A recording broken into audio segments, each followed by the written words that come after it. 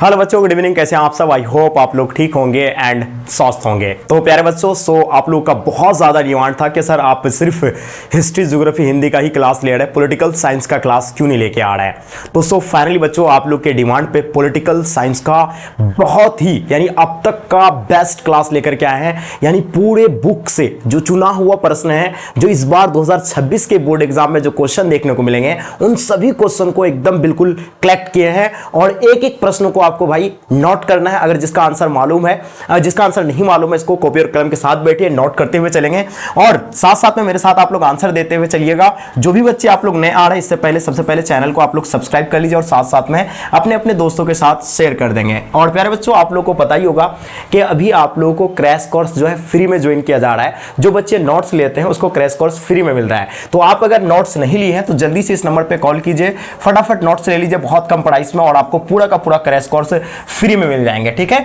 तो चलिए डियर, हम लोग स्टार्ट करते हैं। एक एक प्रश्न को अच्छे से सॉल्व करेंगे, जो कि पूरी बुक से हम लोग है ना एक एक प्रश्न को कलेक्ट किए हैं। तो चलिए डियर स्टार्ट करते हैं। जो कि देख पा रहे हैं फर्स्ट क्वेश्चन बच्चों, आपके स्क्रीन पे क्वेश्चन पूछा जा रहा है कि विश्व व्यापार संगठन की स्थापना कब हुआ था। देखिए प्यारे बच्चों, सबसे पहले आपको यह मालूम होनी चाहिए विश्व व्यापार से पहले इसका नाम क्या हुआ करता था, गेट हुआ करता था। यह भी बिल्कुल पता है। इसका स्थापना 1948 हुआ था और इसी को जो है गेट को ही जो है परिवर्तन करके इसका नाम क्या रख दिया गया था, विश्व व्यापार संगठन। या कभी कभी आप लोगों से क्या पूछ लिया जाता है, WTO पूछ लिया जाता है। बहुत सारे बच्चों को नहीं पता है WTO यानी इसका फुल फॉर्म भी आपको याद रखना, वर्ल्ड ट्रेड ऑर्गेनाइजेशन। और अगर इसका स्थापना की अगर बात करेंगे तो इसका स्थापना 1995 को हुआ था। इसका सही जवाब आपका ऑप्शन सी हो जाएंगे। अगर आपने ऑप्शन सी लगाया तो बिल्कुल बच्चों परफेक्ट है। ठीक है, बात करेंगे क्वेश्चन नंबर दूसरा। देखिएगा, गुटनिरपेक्ष आंदोलन के प्रमुख नेता कौन थे। देखिए सबसे पहले आप लोगों को बिल्कुल मालूम होनी चाहिए इसके बारे में कि 1945 का जब सेकेंड वर्ल्ड वॉर खत्म होने के बाद जो है पूरे दुनिया दो गुटों में बट गया था। एक है ना, एक था यूएसए, याद रखिएगा, दो गुटों में बढ़ गया था। एक था यूएसए और एक था क्या, यूएसएसआर। यानी कि बात कर रहे हैं संयुक्त राज्य अमेरिका और स्वेत संघ की बात कर रहे हैं, है ना। तो कोई देश जो है अमेरिका को सपोर्ट कर रहा था, कोई देश संयुक्त राज्य स्वेत संघ को सपोर्ट कर रहा था। लेकिन जो इन दोनों को सपोर्ट नहीं कर रहा था, यानी कि इसका मतलब क्या होता है, गुटनिरपेक्षता का मतलब होता है किसी भी गुट में शामिल नहीं होना। जो इन दोनों गुटों में शामिल नहीं होता था वो किसका यानी कौन सा गुट में आता था भाई, गुटनिरपेक्ष आंदोलन, गुटनिरपेक्षता की श्रेणी में आता था। और उसमें अपना भारत भी गुटनिरपेक्षता की श्रेणी में थे, क्योंकि देखिए कोई भी इन दोनों को क्या सपोर्ट नहीं कर रहा था। और इसका उद्देश्य क्या था, गुटनिरपेक्षता का उद्देश्य था विश्व में शांति स्थापित करना। ठीक है, अब यहां बात करेंगे इसका प्रमुख नेता की अगर बात करेंगे तो डॉक्टर राजेंद्र प्रसाद हो जाएगा, पंडित जवाहरलाल नेहरू, डॉक्टर भीमराव अंबेडकर या इनमें से कोई नहीं। तो हमारे भारत के उस टाइम पे कौन प्रधानमंत्री था, पंडित जवाहरलाल नेहरू, बिल्कुल इसका सही जवाब होगा। और सबसे पहले आपको मालूम होनी चाहिए अपना भारत के प्रधानमंत्री 1961 में ही बेलग्रेड में जो सम्मेलन हुआ था पहला गुटनिरपेक्ष, वहां पे जो है ना ये भी है ना शामिल हुए थे। ठीक है, तो याद रखिएगा इसका सही जवाब आपका ऑप्शन बी हो जाएंगे, बिल्कुल याद रखिएगा। चलिए आप देखेंगे तीसरा क्वेश्चन देखिएगा, गुटनिरपेक्ष आंदोलन की 5 देशों ने मिलकर सर्वप्रथम सफल बैठक कहां किया था। अभी जस्ट मैंने अभी आपको बताया कि सन 1961 में ही बेलग्रेड में जो है ना बैठे थे और इसका सही जवाब आप लोगों का ए हो जाएंगे। और यहां पर जो है कौन शामिल हुआ था, अपना भारत के प्रधानमंत्री पंडित जवाहरलाल नेहरू भी जो है पहुंचे थे। चलिए बात करेंगे क्वेश्चन नंबर तीसरा बच्चों, जो कि देख पा रहे हैं बिल्कुल MVBI प्रश्न है आपके एग्जाम के पॉइंट ऑफ व्यू से। ठीक है, अब सवाल पूछा जा रहा है कि भारत पाकिस्तान विभाजन का आधार क्या था। मतलब भारत और पाकिस्तान जो विभाजन हुआ था, आपको पता ही होगा कि पाकिस्तान जो है 14 अगस्त को ही जो है क्या मनाते हैं भाई, स्वतंत्र दिवस उन लोग क्या आजादी उन लोग को 14 अगस्त को ही मिलते हैं और हम लोग क्या 15 अगस्त को, यानी हम लोग 15 अगस्त को स्वतंत्र दिवस मनाते हैं और ये लोग 14 अगस्त को मनाता है। और पता है आपको भारत और पाकिस्तान का विभाजन का जो आधार था वो आधार था धार्मिक बहुसंख्यक के आधार पर था, है ना। यानी धर्म के आधार पर ही बांट दिया गया था, यानी बहुसंख्यक को देखते हुए। ठीक है, तो इसका सही जवाब आप लोगों का ऑप्शन सी होगा। ज्यादा डीप नहीं जाएंगे बहुत लंबा समय लग जाएगा, है ना। अब बात करें क्वेश्चन नंबर 4 देखेंगे बच्चों। क्वेश्चन पूछा जा रहा है कि दो ध्रुवीय विश्व का आरंभ कब हुआ था। मैंने क्या कहा था कि पूरे दुनिया जो है, पूरे वर्ल्ड जो है दो गुटों में बढ़ गया था। कब, जब 1945 के बाद जब सेकेंड वर्ल्ड वॉर समाप्त होता है तो पूरा दुनिया जो है दो गुटों में बढ़ जाता है, जो कि 1945 के बाद। ये आपको याद रखना। और दो गुट कौन था, एक था यूएसए और एक था यूएसएसआर। बच्चों तो इसका सही जवाब आप लोगों का ऑप्शन ए हो जाएगा। बिल्कुल नोट करते हुए चलेंगे, एक एक पॉइंट को हम लोग समझते हुए चलेंगे। चलिए बात करें किसके बारे में, क्वेश्चन नंबर 5 देखेंगे। क्वेश्चन पूछा जा रहा है किस वर्ष केंद्र में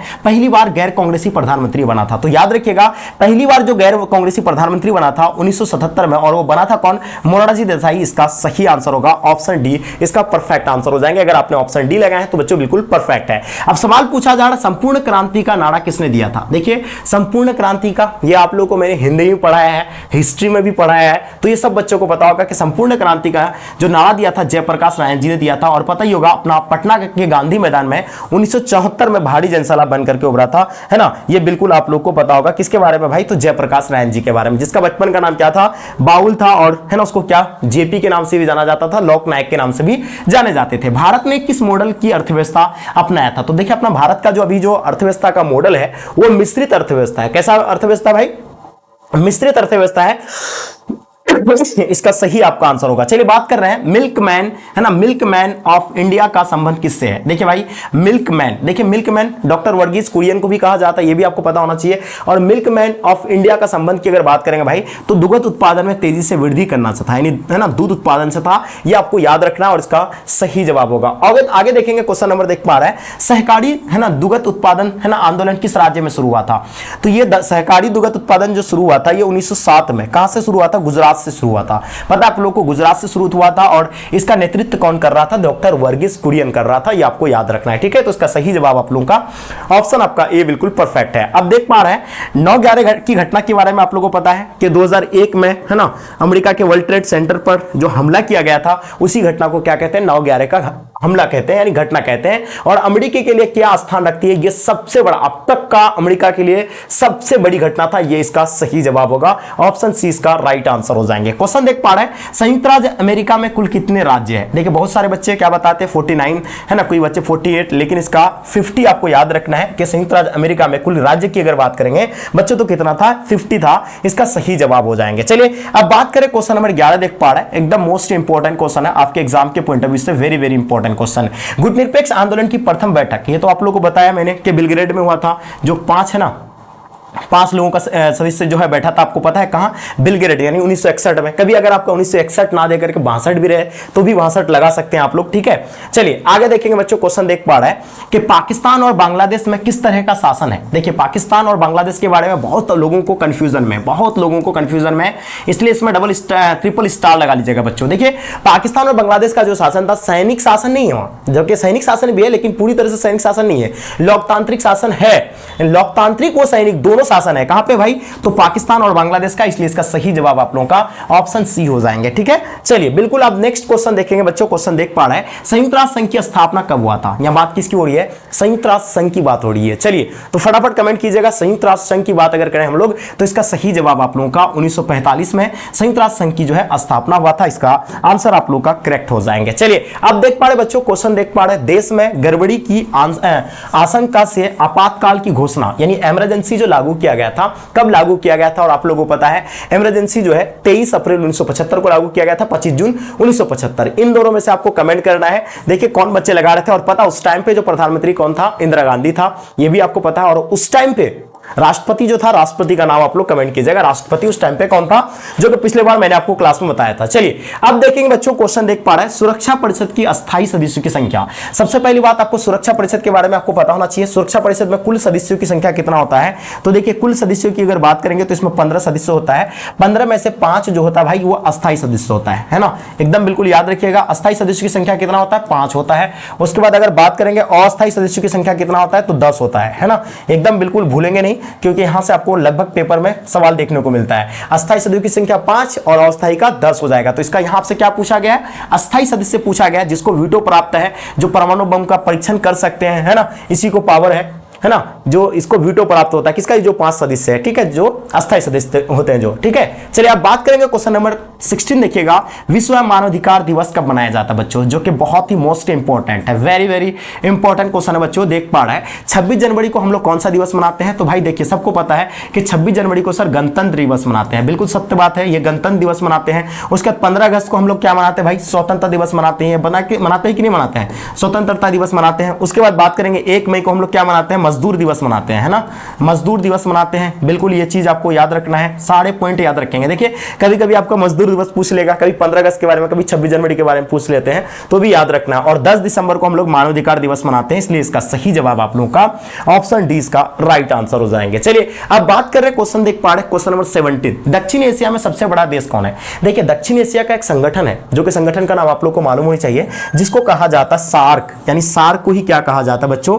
दक्षेश कहा जाता है। क्या कहा जाता है? दक्षेश कहा जाता है। इसमें कुल देशों की अगर बात करें तो इसमें 8 है। इसका स्थापना की अगर बात करेंगे तो इसका स्थापना 1985 में हुआ था, ये बिल्कुल याद रखना है। 7 पहले सदस्य था, बाद में अफगानिस्तान को भी जोड़ा गया है, तो इसमें कुल 8 सदस्य हो गया है। और सबसे बड़ा देश इसका कौन सा भाई? तो अपना भारत इसमें सबसे बड़ा देश है। इसका सही जवाब आपका ऑप्शन ए बिल्कुल इसका राइट आंसर हो जाएंगे। चलिए देख पा रहे हैं एक साथ कितने निजी बैंकों का राष्ट्रीयकरण किया गया था, मतलब एक साथ जो है कितने बैंकों का राष्ट्रीयकरण किया गया था? तो 14 बैंकों का, क्योंकि क्लास 10th में आप लोग पढ़े होंगे, सबको पता है, बहुत सिंपल सवाल है। संविधान ने किस भाषा को राजभाषा का दर्जा दिया गया है? देखिए हम लोग बचपन से पढ़ के आ रहे थे, और खास करके मुझे भी पता था कि भारत का राष्ट्रीय भाषा क्या है? हिंदी है।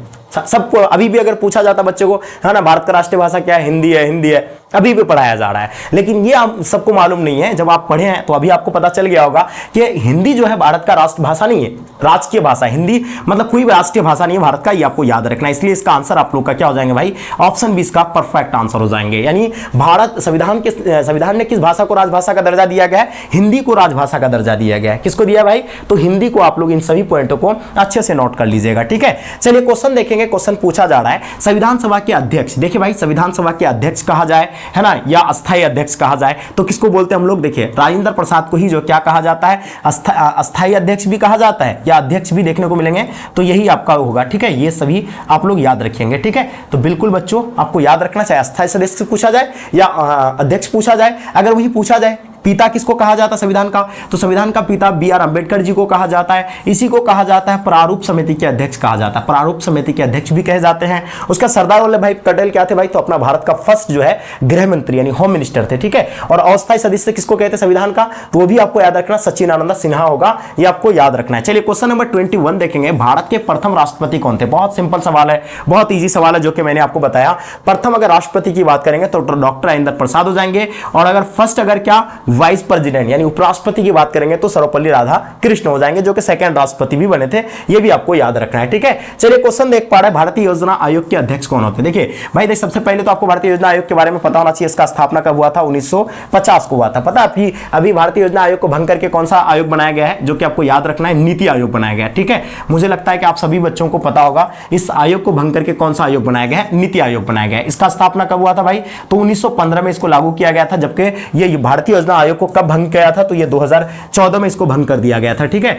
अभी कौन सा आयोग लागू किया है भाई? लाया है नीति आयोग लाया है, और इसको लागू कब किया था? 2015 में लागू किया है, ठीक है। तो चाहे नीति आयोग का पूछा जाए चाहे भारतीय योजना आयोग का पूछा जाए, इसका अध्यक्ष कौन होते हैं? प्रधानमंत्री होते हैं। और ये क्या है? संवैधानिक संस्था नहीं है, गैर संवैधानिक संस्था है। ये भी सवाल आपसे पूछा जाता है, इसलिए इसका सही जवाब आप लोगों का ऑप्शन आपका बी बच्चों परफेक्ट आंसर हो जाएंगे। चलिए अब सवाल पूछा जा रहा है भाई चिपकू आंदोलन। देखिए ये तो बहुत सिंपल क्वेश्चन और मुझे लगता है कि आप सभी बच्चों को पता होगा, काफी मोस्ट इंपॉर्टेंट क्वेश्चन है भाई, most very very important question है। देखिए ये चिपकू आंदोलन कहां से शुरू होता है?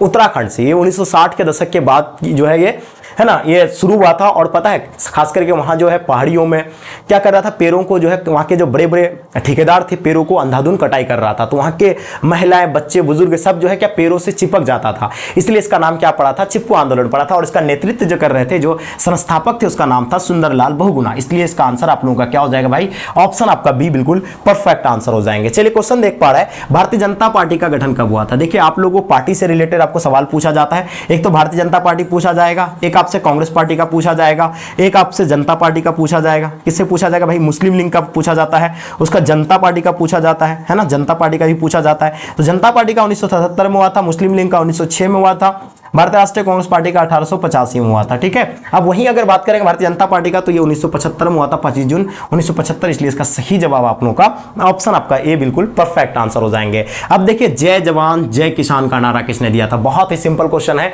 सबको पता है कि लाल बहादुर शास्त्री को जय जवान जय किसान का नारा दिया था, ठीक है। बात करेंगे प्रथम पंचवर्षीय योजना। भाई देखिए, है ना, प्रथम पंचवर्षीय योजना की अवधि, यानी प्रथम पंचवर्षीय योजना जो हुआ था पहली बार, तो वो कब हुआ था भाई? तो सबको पता है कि सर 1951 से 56 में हुआ था। यानी कि ये 5 साल का योजनाएं बनाया जाता है, क्या क्या कार्य करना है क्या नहीं करना है, वो 5 साल का ही योजना होता है। और देखिए ये जो है 1951 से 56 में पहला हुआ था, दूसरा 56 से 61, देखिए भाई आपको याद रखना 56 से 61 हुआ था, तीसरा आपका जो है 1961 से लेकर के 67 तक हुआ था। उसका देख क्या आ गया था? योजना अवकाश आ गया था, जो कि 1 वर्षीय फिर चला था बीच में। ठीक है, चलिए अब देखेंगे भाई, क्वेश्चन देखेंगे। क्वेश्चन देख पा रहे 27 नंबर क्वेश्चन पूछा जा रहा है कि शिवसेना किस प्रांत में सक्रिय थे। भाई शिवसेना के बारे में पूछा जा रहा है, तो शिवसेना जो है कौन सा प्रांत में सक्रिय है?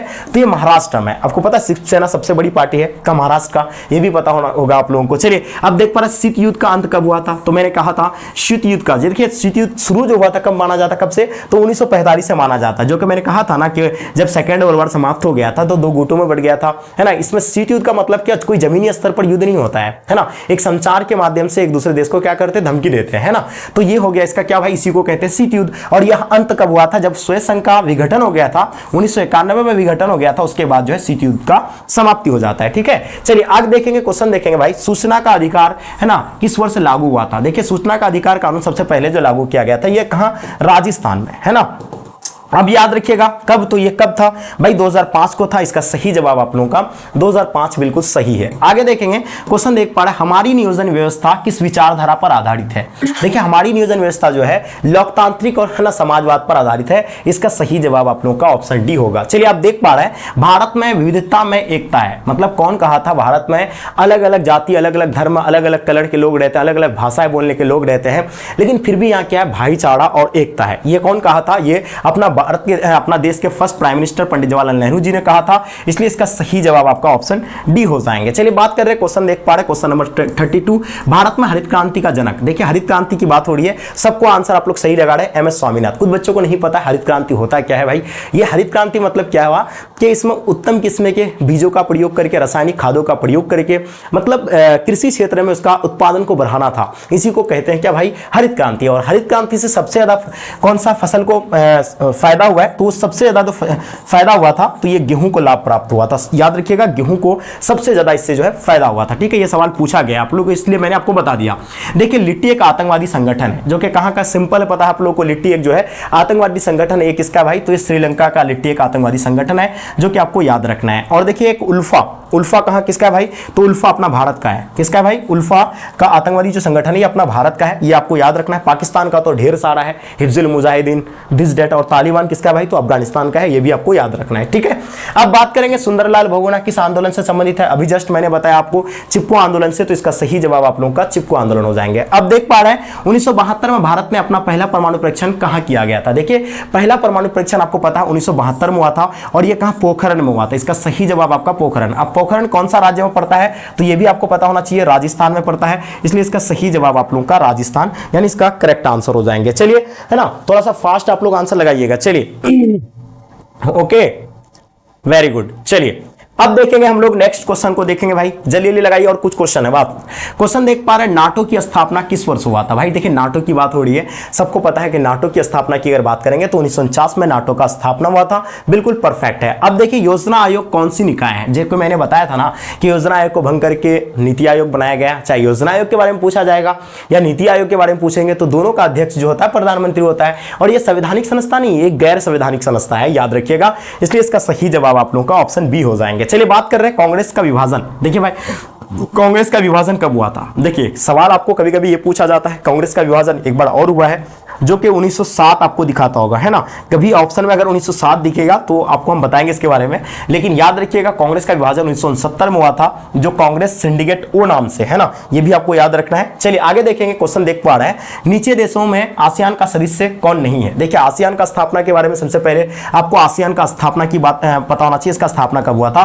तो 1968 में हुआ था। इसमें कितने सदस्य थे उस टाइम पे शुरू में? तो इसमें शायद 12 सदस्य थे। ठीक है, उसकी बात करें तो इसका जो सदस्य नहीं है पूछा गया है, तो श्रीलंका इसका सदस्य नहीं था, ये आपको नोट कर लेना है। चलिए बात कर रहे हैं भारतीय राष्ट्रीय कांग्रेस के संस्थापक कौन है भाई? तो भारतीय राष्ट्रीय कांग्रेस पार्टी के बारे में पूछा गया है, जो कि इसका स्थापना 1885 में हुआ था, और इसका जो संस्थापक है तो इसका नाम है एयू होम। बिल्कुल बच्चों इसको नोट कर लीजिएगा, इसका सही जवाब होगा आपका। ठीक है, सही दे रहे हैं आंसर आप लोग, बहुत जबरदस्त है ना।